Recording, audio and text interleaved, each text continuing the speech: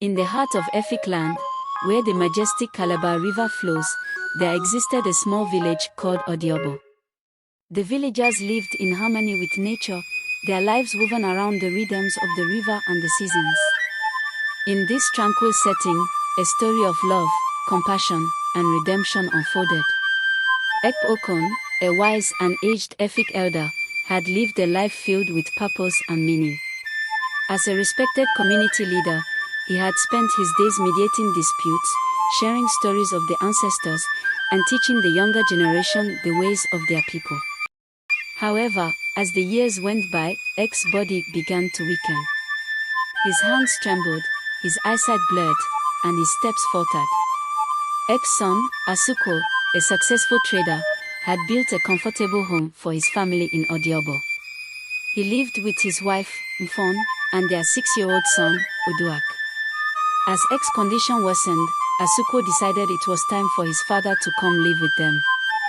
The family welcomed Ek with open arms, but as time passed, the challenges of caring for him became apparent.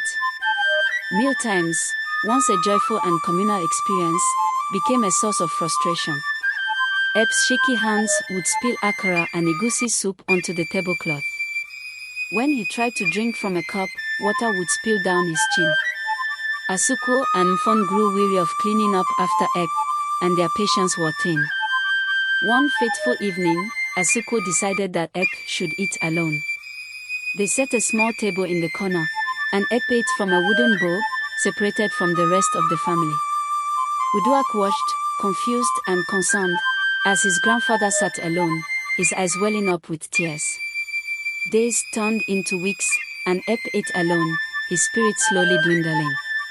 Uduak would glance at his grandfather, feeling a pang in his heart. He longed to see the sparkle in Ek's eyes, to hear his stories and laughter. One afternoon, as Asuko sat in his favorite chair, he noticed Uduak playing with wood shavings on the floor. "What are you making, my son?" Asuko asked, curiosity piqued. Uduak looked up, his eyes shining with innocence.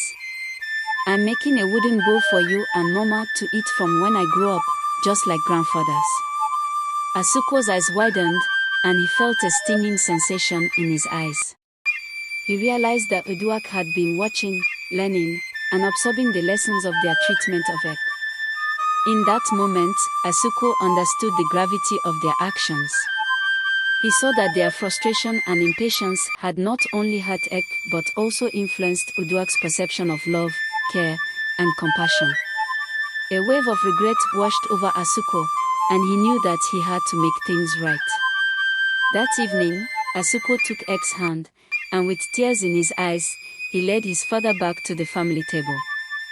From then on, Ek ate with the family, and they welcomed his presence, spills and all. Uduak smiled, knowing that his grandfather was loved and valued. As they shared meals together, Asuko and Mfon learned to cherish the time they had with Ek. They rediscovered the joy of communal eating, the laughter, and the stories. Ek's eyes sparkled once more, and his spirit began to heal. The wooden bowl, once a symbol of isolation and rejection, became a reminder of the power of love, forgiveness, and redemption.